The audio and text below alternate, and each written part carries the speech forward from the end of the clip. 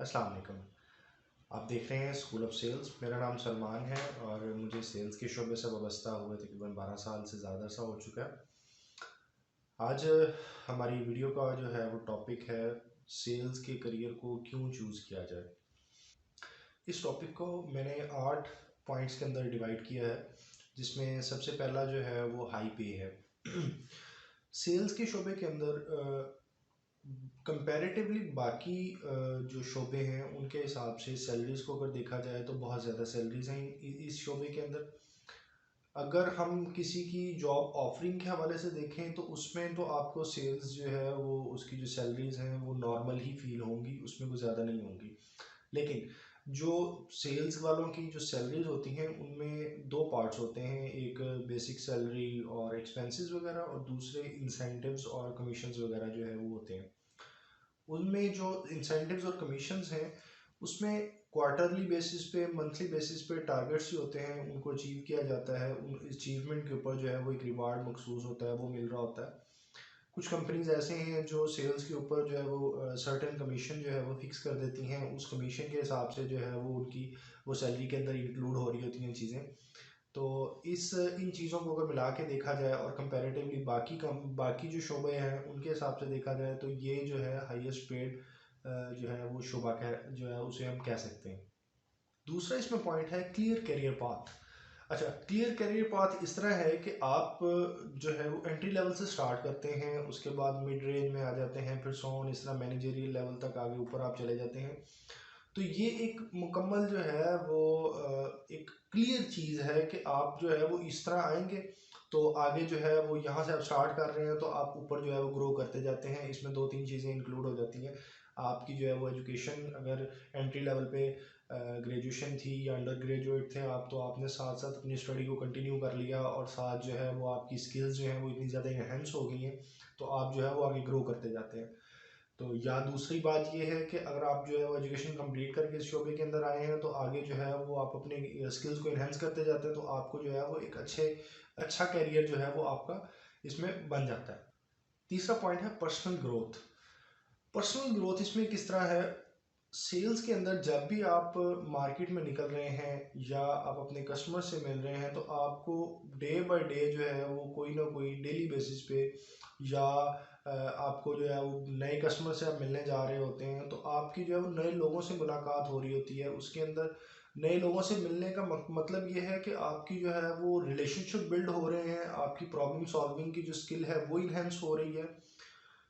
उसका बेनिफिट जो है वो आपको फर्दर जो है वो होता है इन केस अगर आप अपना जो है वो सेल जॉब छोड़ के अपना कोई बिजनेस वगैरह स्टार्ट करना चाह रहे होते हैं तो उस हवाले से आपके जो सेल्स के अंदर जो आपके कॉन्टैक्ट्स बने होते हैं वो कॉन्टैक्ट्स आपके जो है आपको अपने बिजनेस के हवाले से बड़ा सपोर्ट करते हैं।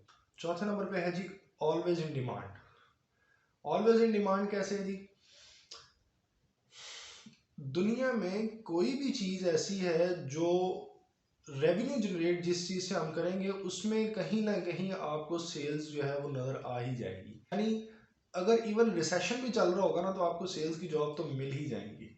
तो इसलिए जो है ये एक ऐसा जो है वो स्किल है या ऐसी जो है वो एक शोबा है जो हमेशा डिमांड में ही रहता है। पांचवें नंबर पे है ट्रांसफरेबल स्किल्स। अच्छा, ट्रांसफरेबल स्किल्स इस तरह हैं कि जब आप सेल्स के अंदर काम कर रहे होते हैं तो सेल्स में आपको बहुत सी और भी चीज़ें जो है वो बिला वास्ता या बिल वास्ता तौर पे उनसे आपका जो है वो अटैचमेंट होती है। आप वो चीज़ें कर रहे होते हैं, जैसे आप जो है वो बाज़ात वेयर हाउसिंग के अंदर जो है वो आपको करना पड़ जाता है काम। बाज़ात जो है आप सप्लाई चेन के हवाले से आपको जो है वो एक अच्छा नॉलेज आ जाता है। उसके अलावा आप जो है वो मर्चेंडाइजिंग इसमें सीख लेते हैं, आप इसमें जो है वो एडमिनिस्ट्रेशन वर्क जो है वो आप सीख लेते हैं।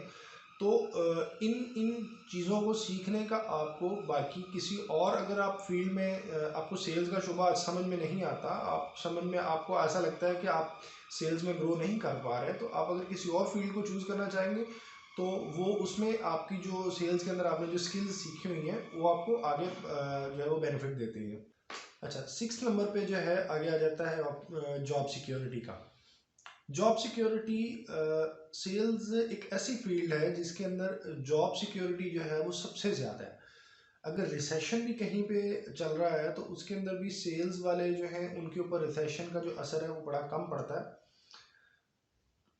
जॉब सिक्योरिटी आप इस सेंस में भी कह सकते हैं कि ये जो फील्ड है, ये इस फील्ड के अंदर आपकी जो परफॉर्मेंस बेस्ड चीज़ें हैं वो बहुत ज़्यादा होती हैं। तो जब तक आपकी परफॉर्मेंस बेहतरीन है, नॉर्मल है, इवन एवरेज भी है, तो आप इस चीज़ की आपको टेंशन नहीं होगी कि मेरी सेल जो है वो जॉब ख़त्म हो जाएगी। तो इसमें इस तरह का जो है वो चीज़ें नहीं होती। इसमें आपको जो है वो सबसे बड़ा बेनिफिट जो है ना वो जॉब सिक्योरिटी का है। 7वें नंबर पे आ जाता है ट्रैवल। जो ऐसे लोग हैं जो ट्रैवलिंग उन्हें बहुत ज़्यादा पसंद है, ये फील्ड उनके लिए जो है वो बहुत मौजूद है। ट्रैवलिंग जो है वो शहर के अंदर भी हो सकती है, और ट्रैवलिंग जो है वो इंटर सिटी जो है, यानी शहर से बाहर जो है वो दूसरे शहरों की तरफ जाके भी आप कर सकते हैं। तो जो ऐसे लोग हैं जिन्हें खाने पीने का शौक़ है, नए लोगों से मिलने का शौक़ है, नई जगहें देखने का शौक़ है, उनके लिए ये बहुत अच्छी फील्ड है। 8वें नंबर पे आ जाता है नेटवर्किंग। नेटवर्किंग इस तरह है कि आप बहुत से ऐसे लोगों से मिलते हैं जो आपके इन फ्यूचर आपको किसी न किसी तरीके से हेल्प कर सकते हैं। मिसाल के तौर पे आप एक किसी जो है सुपर मार्केट की हम मिसाल ले लें, तो आप एक किसी सुपर मार्केट पे जो है वो अपने कस्टमर को मिलने जा रहे हैं। वहाँ पे जो परचेज मैनेजर है वो काम कर रहा है, आपके उसके साथ अच्छे रिलेशंस हैं।